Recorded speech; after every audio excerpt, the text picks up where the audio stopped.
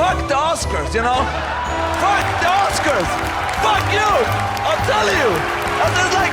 About Hideo Kojima, the creator of Metal Gear Solid, and tonight's industry icon. We are most powerful when we come together, united by our common love for the art form.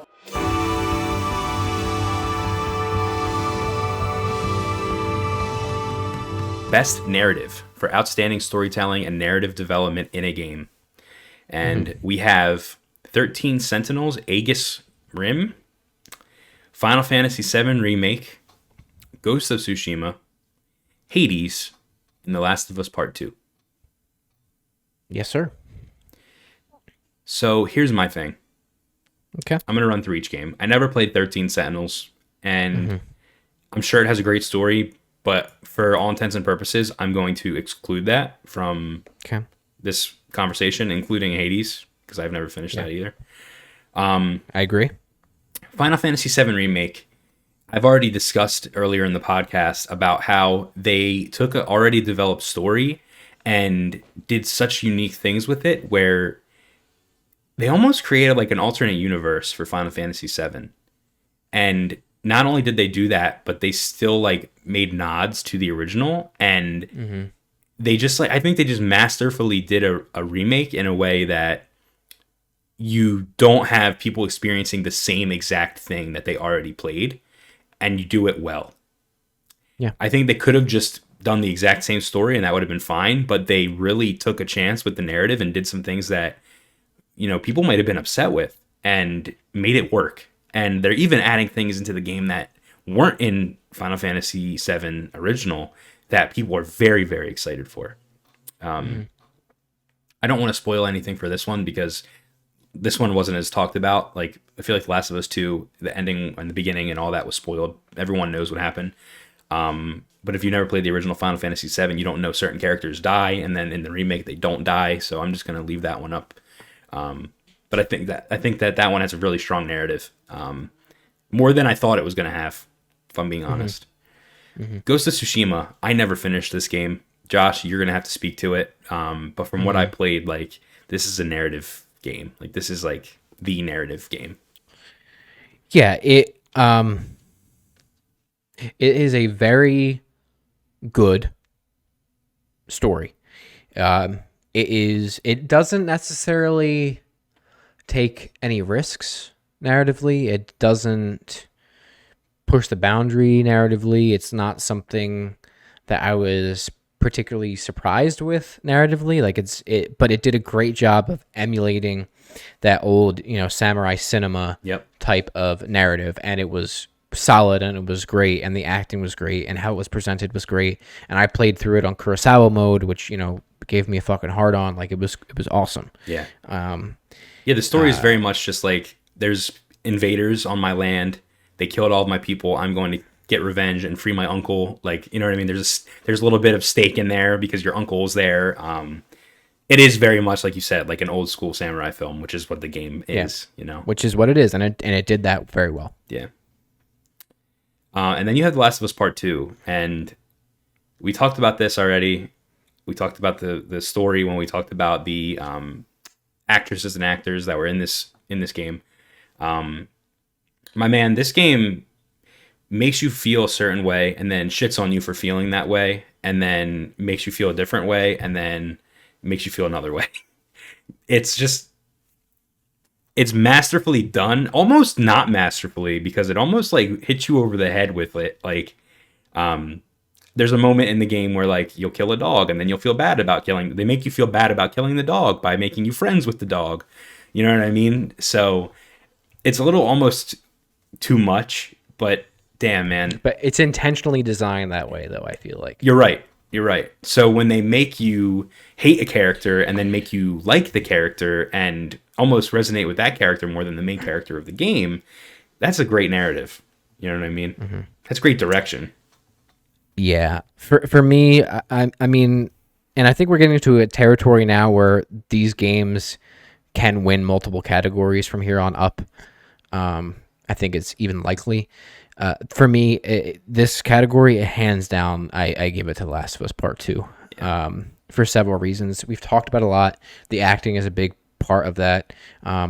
The complete dichotomy of how you feel at the beginning of the game versus the end of the game towards different characters, specifically obviously Ellie and Abby, and even Tommy, which, that's a whole wild thing in and of itself in there. True.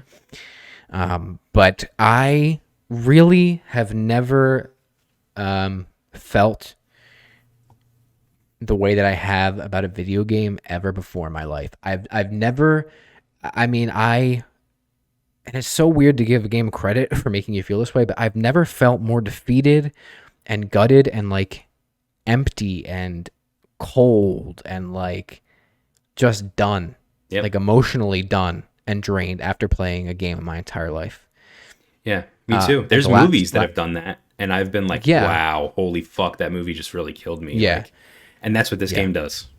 Yeah, I mean, the game, it starts off too, it's so deceptive. Man, it's written so well, man. It starts off so cool and like almost nostalgia-y because you're with Ellie and she's older and there's all these new things, and you're with Joel and things are great. She's edgy with Joel too, and the fact that like she doesn't want to connect with him, you know what I mean? Yeah, and it's like, this is cool. But then it's like, man, this is not cool. This is not cool. And I've never felt that empty after playing a game, but that's exactly what it was designed to do. Exactly. I've never felt about characters the way I have before. I've never experienced a story the way they had before, and it's not like it was doing anything new in that sense. You had two kind of parallel storylines happening at the same time. That's nothing new. It's been done before, but the way it is done with the interplay of those characters, from that perspective alone, I think for me, there's no other game that could win this category or should win this category. And I also think, besides my personal opinion, I think Last of Us Part 2 will win this category, hands down. I agree with you. Next category is Best Game Direction. Okay, so this is awarded for outstanding creative vision and innovation in game direction and design. Nominees are Final Fantasy VII Remake, Ghost of Tsushima, Hades, Half-Life Alyx, and The Last of Us Part 2. This category, I think a lot of arguments can be made for every single one of these games. Yeah, for the ones I've played, I agree. So what do you got? What are you thinking? So I'm thinking with Final Fantasy VII Remake, the direction had to be tight because you're taking something that was so basic and so... I mean, listen, it had a great story, the original Final Fantasy VII, but it was so basic in its presentation, and you had to basically direct it from the ground up. You had to block out the scenes. You had to have the characters in a way you wanted them to be. The voice acting was completely new. Everything was brand new. So you had to do it all from scratch. And it's also a game of huge scale. This is only part one of however many parts it's going to be. And I think it was done well. I think there was no plot lines that I was left hanging. You know what I mean? It was just a good cohesive experience. Right. And it's only like one part of a larger thing. Several parts. Which is, yeah. So the director is already setting the groundwork for what's to come as well. Mm-hmm. And then you have Ghost of Tsushima, which is like a marvel of a game because it's like one of the first games that's like themed. It's like a thematic game in that it's themed after these samurai films, and it was like no stranger. Like that's what it was supposed to be. It's not like Sekiro where it was a samurai game and then they like kind of just threw their own stuff at the wall. This was like, hey, we're making a Japanese samurai movie game, and that's how it's going to be written. That's how it's going to be directed, and that's how it's going to be. I haven't finished it, so I can't really speak to much of this game, but from what I played, it's tight. So yeah, I mean, just and strictly at the like design perspective and the innovation perspective, I think Ghost of Tsushima is akin to something like God of War to me, from a direction type lens. Because God of War is like, Cory Barlog's like, we're doing one shot. It's going to be a one take game. This is what we're doing. Yep. Everything must be designed from the ground up to fit this way of storytelling. This is what I want to do. Yeah. I think Ghost of Tsushima was the same thing. We are making a samurai game, an open world samurai game with no HUD, and I want the world to guide the player. That is how they designed the game. They picked a path. This is what we're doing, uncompromising, and they moved forward, and it paid off. So, yeah. Okay. And then moving on, the only other game here that I've played is Last of Us Part 2. Now, listen, Neil Druckmann, he gets a lot of shit for this game. People say he self-inserted himself as a character to have sex with another character when they were actually wrong. That character never even had sex with that character. People criticize him for making decisions in killing certain characters and making us feel bad for a character that killed that character. But in the end, it's a masterclass of directing, and he knows what he's doing, and I can't wait to see what he does next. I think that, he could leave The Last of Us behind and do something else if he really wanted to. I just think he's a phenomenal, director and storyteller, and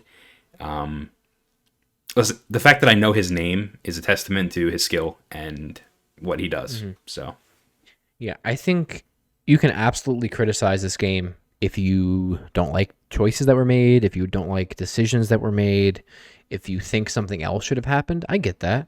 I do get that. But it's not the director's job to feed you what you like, you're expecting. Yeah. I think it's a director's job to have a story that they want to tell and pursue an uncompromising vision of that story, for better or worse.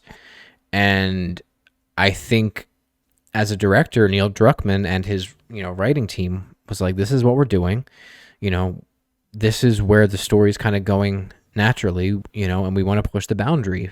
And, we know people aren't going to like the decisions that we make, some of them, but this is our story and we're going to tell it. And I think there's something to be said about that. Yeah. As a director, that takes a lot of guts.